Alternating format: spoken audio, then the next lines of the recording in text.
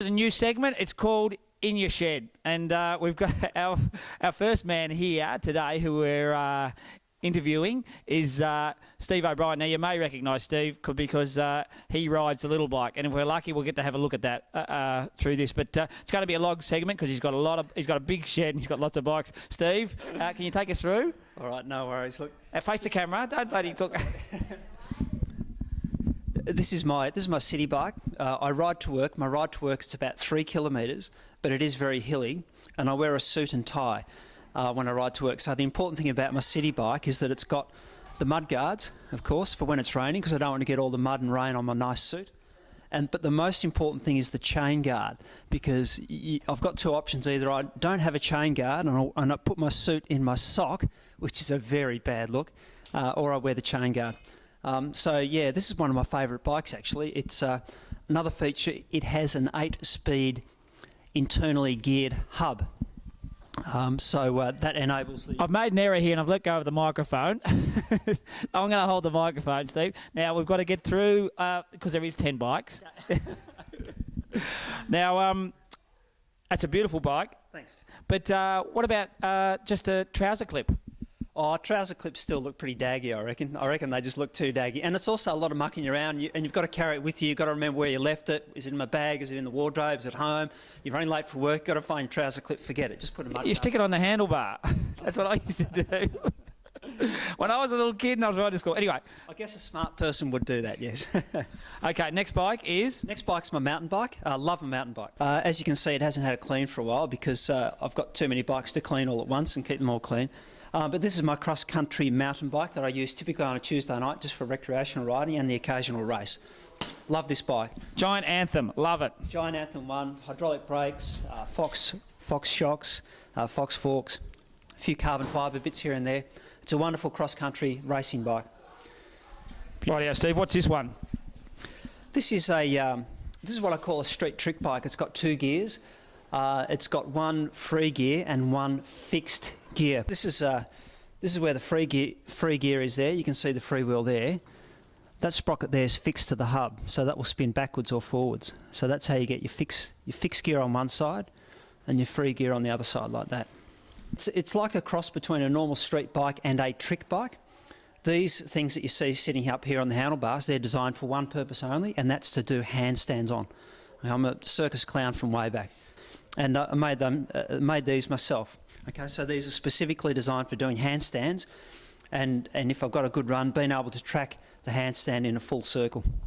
Okay, beautiful. And it's just under repair at the moment. Hasn't got a front brake? That's correct. I've just sort of borrowed the front brake for another bike at the moment.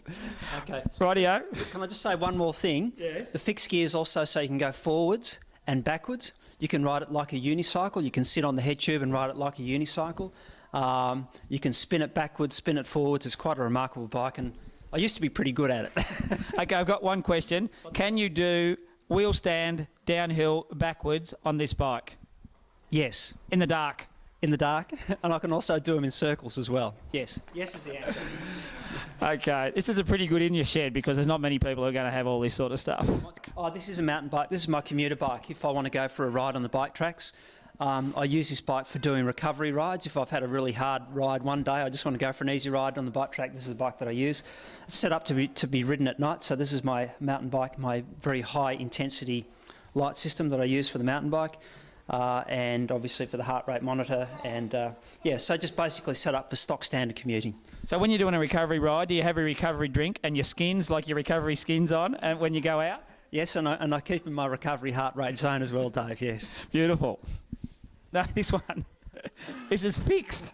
No, it's not fixed, it's a free. This is a single speed mountain bike, and I use this just for having a bit of fun on as well. Okay, but it's fixed in the wind trainer.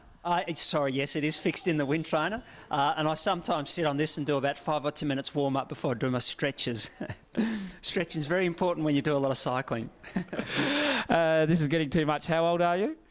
41. Oh yeah, okay, so you're in a very competitive zone at 41 because out there in your 40s, that's where all the competition is. The bike behind it?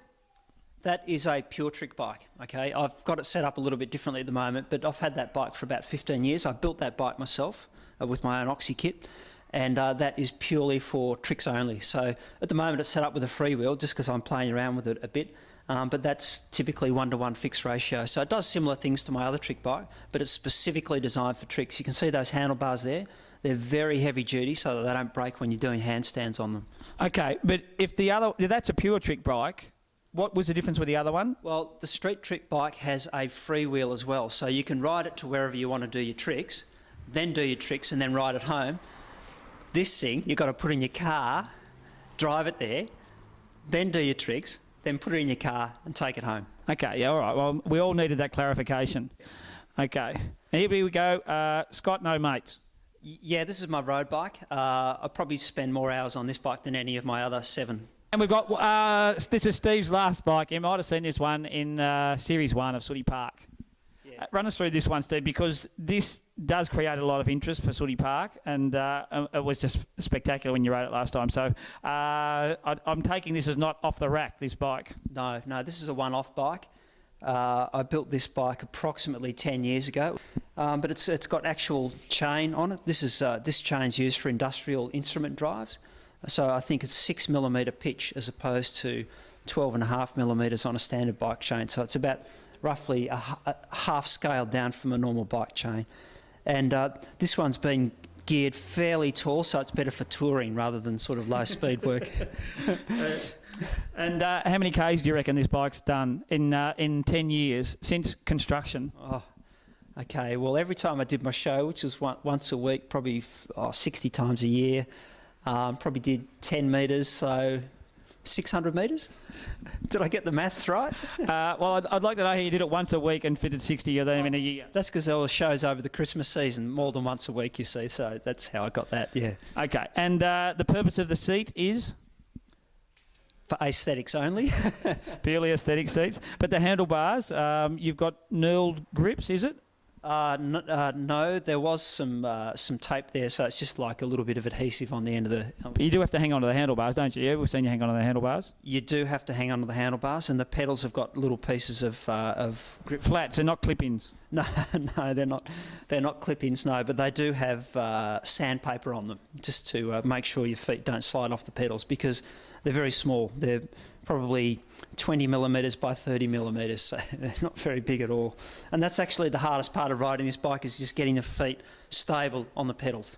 Well, sorry, that's one of the hard things about riding this bike. And one of the benefits is it's not far when you fall off. That's exactly right, yes. Very hard to go over the bars too. No, it's actually very easy to go over the bars, but it doesn't hurt. Okay, that's it. And what's the name of that bike, Steve? The little bike. The little bike. Just to wrap up, our first In Your Shed with the little bike. And we'll cross back to whatever we're doing. I've got no idea where we're crossing back to.